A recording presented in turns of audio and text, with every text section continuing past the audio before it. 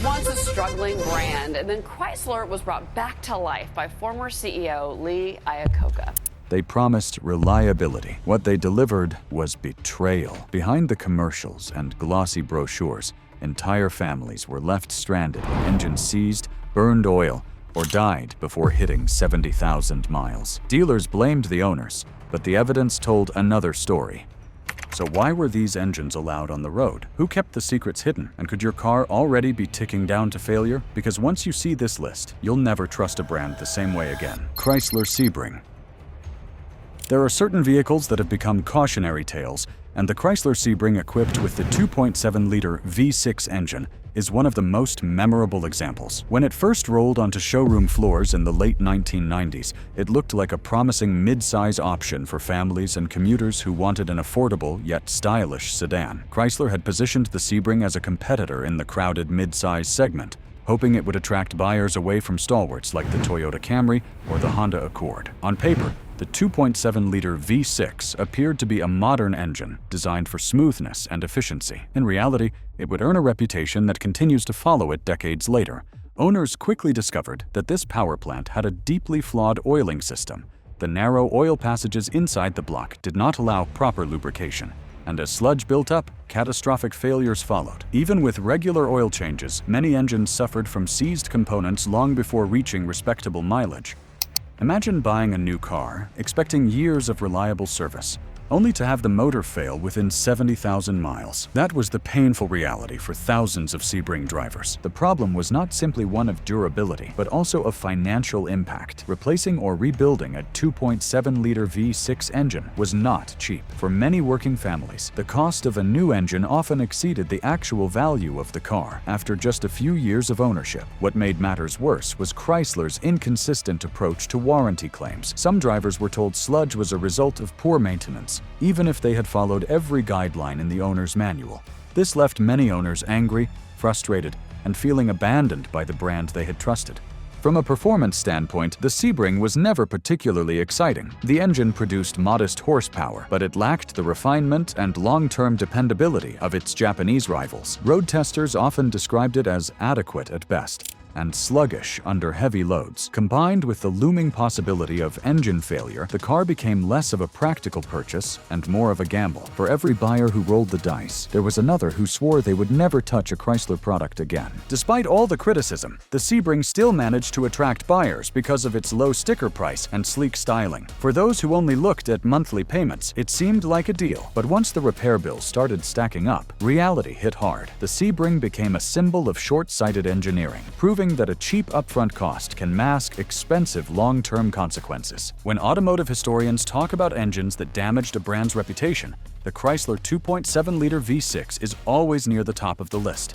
It was a motor that looked fine on a brochure but destroyed trust on the road. From sludge-filled nightmares to shattered expectations, the story only deepens as we turn to a Japanese sedan whose four-cylinder engine betrayed thousands of everyday drivers. If this list is hitting home already, tap that like button. It helps this channel reach more drivers who need these warnings. Drop a comment below too, and tell me if you've ever owned one of these problem cars. Your story might sound familiar to thousands of viewers going through the same struggles right now. Nissan Altima. In the crowded world of affordable sedans, the Nissan Altima once stood as a proud contender, promising buyers a balance of comfort, fuel efficiency, and modern styling. During the early 2000s, this model was a common sight in American neighborhoods, driven by families, commuters, and students alike. On the surface, the 2.5-liter four-cylinder engine seemed like a sensible choice. It was marketed as efficient, reliable, and cost-effective, exactly the kind of motor that should have made the Altima a trustworthy long-term companion. But beneath that promise lay a series of flaws that would soon leave countless owners shaking their heads in regret. One of the most notorious issues with this engine was tied to the pre-catalytic converter system. Designed to reduce emissions, the pre-cat converter could break down internally, sending ceramic debris backward into the engine. Once those particles entered the combustion chamber, they scored the cylinder walls, reduced compression, and slowly destroyed the heart of the car. For many unsuspecting drivers, this meant their affordable daily commuter turned into an unreliable money pit long before it should have. What made this problem particularly cruel was that it often occurred at mileages far short of what most buyers expected from a Japanese sedan. Another recurring complaint was excessive oil consumption. Some owners found themselves adding a quart every week just to keep the motor alive. When left unchecked, low oil levels caused overheating, spun bearings, and eventual failure. Mechanics repeatedly warned that even diligent maintenance was not enough to save the 2.5-liter from its design flaws. Combine that with the occasional head gasket failures, and it became clear why this engine's reputation plummeted so quickly. The financial burden these failures placed on owners was immense. Rebuilding or replacing the engine could easily cost several $1,000s. Often more than the resale value of the car itself. For families on a tight budget, what had seemed like an affordable vehicle ended up draining wallets and leaving lasting resentment. Reliability is supposed to be the cornerstone of a daily driver, yet for too many Altima owners, it became the very opposite, an ongoing battle to keep the car on the road. Despite these issues, the Altima still had its loyal fans. It offered sharp looks compared to rivals, decent ride comfort, and attractive pricing that tempted many first-time buyers. But appearances can be deceiving, and once the truth about the 2.5-liter four-cylinder came to light, the regrets piled up. Over time, mechanics and used car buyers began to treat early 2000s Altimas with suspicion, aware that the engine lurking under the hood was far from dependable. So while the Nissan badge carried a legacy of reliability, this particular engine told a different story, one of premature failure and disappointed owners. It served as a painful reminder that even established brands can stumble. The Altima's oil-burning troubles set the stage. But across the Atlantic, German automakers were crafting sleek sedans that hid engine flaws capable of draining bank accounts faster than gas tanks. Volkswagen Jetta and Volkswagen Passat. There was a time in the early 2000s when the Volkswagen Jetta and the Volkswagen Passat seemed like the answer for drivers who wanted something more refined than the average domestic sedan. These two models carried a reputation for European style, tight handling, and just enough luxury to make daily commuting feel special. The 1.8 turbo and the 2.0 turbo engines, marketed as cutting-edge options, promised both efficiency and spirited performance. On brochures and in glossy advertisements, they looked like the perfect blend of technology and driving pleasure. Unfortunately, as thousands of buyers soon learned, the reality behind those engines was far from the dream Volkswagen had painted. The first and most notorious issue was oil sludge. Both the 1.8 turbo and the 2.0 turbo were prone to developing thick deposits when oil changes were not done with absolute precision. The narrow oil passages and relatively small oil capacity created the perfect storm for rapid buildup. Even careful owners who followed the service schedule sometimes found their engines starved of lubrication. Once sludge began to choke the lifeblood of the motor, failures cascaded. Spun bearings, worn camshafts, and seized engines were all too common stories. For cars marketed as premium alternatives, this was nothing short of embarrassing. Compounding the misery were ignition coil failures, a problem that became so widespread that repair shops stocked coils in bulk to keep up with demand. A sudden misfire, jerking acceleration, or a glowing check engine light often signaled another failed coil pack. It was not just an occasional nuisance. It became a recurring repair that soured many owners on the brand altogether. No one wants to pay European prices for parts and labor just to keep a relatively new sedan running. Another troubling element was the long-term reliability of the turbochargers themselves. These small forced induction units delivered exciting acceleration when new, but they were delicate. Heat, inconsistent maintenance, and oil contamination from sludge often led to early turbo failures. Replacing a turbocharger was not cheap, and when combined with other engine issues, it pushed the overall cost of ownership far beyond what most buyers expected. Many drivers entered ownership believing they were stepping into affordable German engineering, only to discover that their wallets were bleeding faster than their engines consumed oil. What makes this chapter of Volkswagen history particularly painful is the contrast between expectation and reality. Buyers wanted that feeling of Autobahn confidence, that taste of European prestige in an attainable package. Instead, they found themselves juggling breakdowns, unexpected repair bills, and the creeping suspicion that their car might fail them at any moment. Resale values reflected this reality, as both the Jetta and the Passat from this era became bargains on the used market, but only for those brave enough to risk inheriting the mechanical problems. So, while Volkswagen did manage to deliver styling and handling that turned heads, the 1.8 turbo and 2.0 turbo engines left behind a legacy of regret. They stand as reminders that a smooth test drive can mask a storm waiting under the hood. German refinement masked costly flaws. Yet across the channel, a British icon dressed in charm and style would prove that small cars can carry some of the biggest engine headaches of all. Mini Cooper? Few cars carry as much personality in their design as the Mini Cooper, a model that captured hearts with its retro-inspired styling and lively driving manners. When it returned to the American market in the early 2000s, buyers were thrilled to have a compact car that was fun, stylish, and seemingly well-engineered under the BMW umbrella. The 1.6-liter Prince engine, developed through a partnership between BMW and Peugeot, was supposed to be the perfect power plant to match the Mini's cheeky attitude. It promised efficiency, turbocharged excitement in certain trims, and modern engineering to keep up with global standards. Yet as years went by, this little motor developed a reputation that left many owners regretting their purchase, regardless of how much they loved the way the car looked or handled. One of the most common issues haunting this engine was the timing chain tensioner. Owners reported loud rattling noises on cold starts, often described as a metallic clatter that made the car sound far older than it really was. In many cases, the chain stretched or the tensioner failed outright, leading to catastrophic internal damage.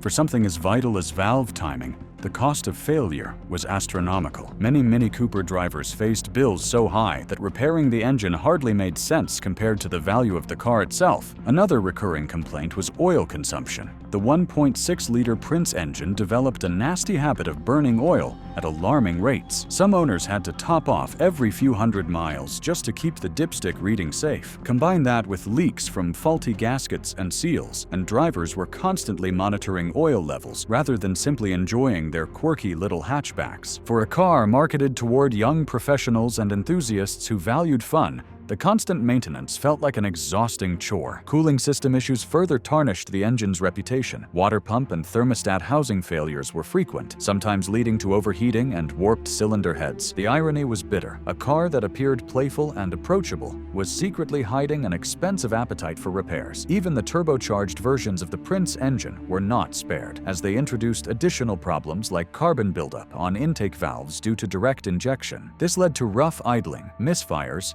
and costly cleaning procedures that frustrated loyal fans of the brand. The greatest sting was the betrayal of expectations. Buyers believed they were stepping into a vehicle backed by BMW engineering, expecting German precision and reliability. Instead, they encountered a motor that demanded constant attention, drained bank accounts, and undermined the fun factor the Mini Cooper was supposed to embody. While the handling, styling, and personality remained undeniably attractive, the mechanical heart of the car could not match the promise. From playful looks to painful repair bills, the Mini's story stings. But the blow lands even harder when we look toward Japan's rally legend, a car celebrated for speed, yet cursed with fragile internals. Subaru WRX and Subaru STI. Among car enthusiasts, few names stir up as much excitement as the Subaru WRX and the Subaru STI. These rally-bred machines became cult favorites in the early 2000s, offering turbocharged thrills, all-wheel drive traction, and an unmistakable boxer engine rumble that set them apart from ordinary sedans. With aggressive styling, big wings, and a reputation carved from motorsport victories, the Subaru WRX and its hotter sibling, the Subaru STI, seemed like dream cars for anyone who wanted affordable performance with real racing DNA. But as thrilling as they were to drive, the truth hidden beneath the hood was far less glorious. The 2.5-liter turbocharged EJ25 engine became infamous for issues that left many passionate owners regretting their decision to buy into the Subaru legend. One of the most well-known problems tied to this engine was the persistent issue of head gasket failures. While Subaru's smaller 2.2-liter and 2.5-liter naturally aspirated engines already carried a reputation for leaking gaskets, the turbocharged EJ25 took the problem to another level. Owners reported coolant mixing with oil, overheating, and white smoke pouring from exhaust tips, often far earlier in the car's life than expected. Repairing a blown head gasket was not only costly, but also time-consuming. and in many cases, the fix did not guarantee the problem would not reappear. For drivers expecting bulletproof reliability from a Japanese performance car, this was a harsh and expensive lesson. Beyond the head gaskets, the bottom end of the EJ25 engine was notorious for its vulnerability. Rod bearing failures and spun bearings were common stories in Subaru communities. Enthusiasts often blamed a combination of weak factory tuning, thin oil passages, and the stresses of turbocharging for the premature failures. Some engines barely reached 70,000 miles before giving up, and when they did, the rebuild costs were staggering. Even those who modified their cars carefully for more power found the EJ25 to be a fragile platform without extensive and expensive reinforcement. Another troubling issue was detonation, sometimes called engine knock. Poor fuel quality, aggressive factory tuning, or inadequate cooling would lead to pinging under load, which could quickly damage pistons and cylinder walls. Add to this the direct injection of turbocharged heat, and owners often found themselves on borrowed time unless they meticulously monitored every detail of their car's health. For a model marketed toward thrill seekers, this constant anxiety took away much of the joy. The saddest part of the story is that the Subaru WRX and Subaru STI offered so much emotional appeal. Their rally-inspired handling, distinctive looks, and loyal fan base made them cars that enthusiasts wanted to love. Yet the heart of the machine, the EJ25 engine, too often let them down. Head gasket failures and spun bearings haunted Subaru owners, but nothing could prepare enthusiasts for the rotary-powered sports car that turned mechanical novelty into endless cycles of rebuilds. Mazda RX-8. For many enthusiasts, the Mazda RX-8 stood as one of the most daring and unconventional sports cars of the early 2000s. Introduced as the successor to the legendary Mazda RX-7, it carried forward the iconic Wankel rotary power plant that made the RX series unique. The 1.3-liter rotary engine, known for its compact design and ability to rev freely, promised a thrilling driving experience unlike any piston engine on the market. With sleek styling, rear-hinged freestyle doors, and a chassis tuned for balance, the RX-8 seemed destined to be another cult classic. Yet beneath the excitement and the marketing hype, this unconventional motor became the very reason countless owners grew to regret their purchase. At the heart of the problem were the fragile apex seals. In a rotary engine, apex seals function like piston rings, maintaining compression as the triangular rotor spins within its housing. When these seals wore prematurely, compression dropped dramatically, leading to poor performance, hard starts, and eventually complete engine failure. Owners often found themselves stranded or facing expensive rebuilds well before hitting mileage, figures considered normal for other sports cars. It was not uncommon for engines to require major work before even reaching 60,000 miles, a figure that would horrify most buyers. Another frequent complaint was flooding, especially during cold starts. Because of the rotary engine's design, unburned fuel could collect inside the housing if the engine was started and then quickly shut off. This led to situations where the RX-8 refused to restart without complicated procedures or professional help. For daily drivers who just wanted to move their car a short distance in the driveway, this quirk quickly turned from novelty to nightmare. Fuel economy was another Achilles' heel. Despite its small displacement of 1.3 liters, the rotary engine consumed fuel like a much larger motor. Real-world numbers often hovered in the teens, making the RX-8 expensive to run as a commuter. To make matters worse, oil consumption was built into the design. Since the engine required oil to lubricate the seals during operation, constantly topping off fluids became part of ownership, further frustrating those who had expected a low-maintenance Japanese sports car. The combination of high operating costs, frequent rebuilds, and disappointing longevity destroyed the RX-8's reputation in the used market. What had once seemed like an affordable entry into exotic engineering quickly revealed itself as a money pit. Enthusiasts appreciated the way it handled and the smooth rush of revs to 9,000 revolutions per minute. But for ordinary buyers, the reliability issues outweighed the fun. The Mazda RX-8 remains a cautionary tale, proving that innovation does not always equal durability. It showed the risks of choosing uniqueness over proven engineering. The rotary's constant thirst for rebuilds left owners exhausted. Yet across Germany, a luxury badge promising precision, engineering would betray its drivers with engines that rattled themselves into ruin. You've seen how deep the regrets run. And the countdown isn't finished yet. Make sure you hit subscribe and ring that notification bell so you never miss the next breakdown. Every video uncovers the truth car companies don't want you to know. Stick around, because the #1 engine failure might surprise you. BMW 3 Series and BMW 5 Series. Prestige, performance, and precision have long been the hallmarks of BMW, the Bavarian company that proudly markets itself as the maker of the ultimate driving machine.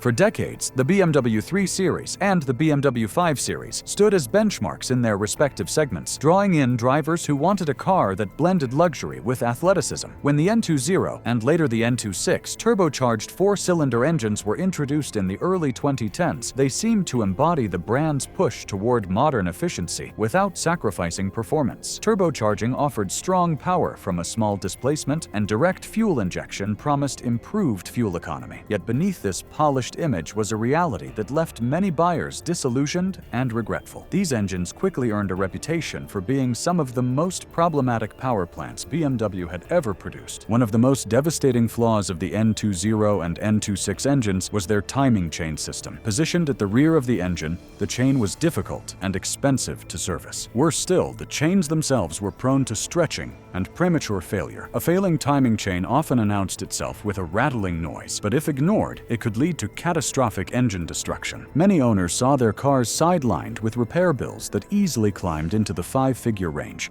sometimes exceeding the actual market value of the car. Oil leaks were another notorious problem. Gaskets and seals around the valve cover and oil filter housing frequently failed, causing oil to drip onto hot components. Not only did this create a mess, but it also posed a fire risk in severe cases. Pair these leaks with heavy oil consumption that seemed built into the design, and drivers found themselves constantly monitoring levels and topping up between services. This was hardly the experience buyers expected from a premium European brand. Cooling system failures further deepened the frustration. Electric water pumps and thermostats were prone to early failure, often leaving owners stranded. Replacing these parts was both time-consuming and expensive, adding to the already heavy maintenance burden. Direct fuel injection, while modern and efficient, introduced carbon buildup on intake valves, leading to rough idling, misfires, and costly cleaning procedures. Even enthusiasts willing to accept quirks struggled to justify the endless expenses tied to these engines. What made matters worse was the betrayal of trust. Buyers chose BMW for its history of engineering excellence, expecting a car that would deliver driving joy with confidence. Instead, many ended up with vehicles that spent more time in the repair shop than on the road. The disappointment was amplified by the fact that these problems often surfaced at relatively low mileages, shattering the expectation of long-term durability. The legacy of the N20 and N26 engines is one of tarnished reputations.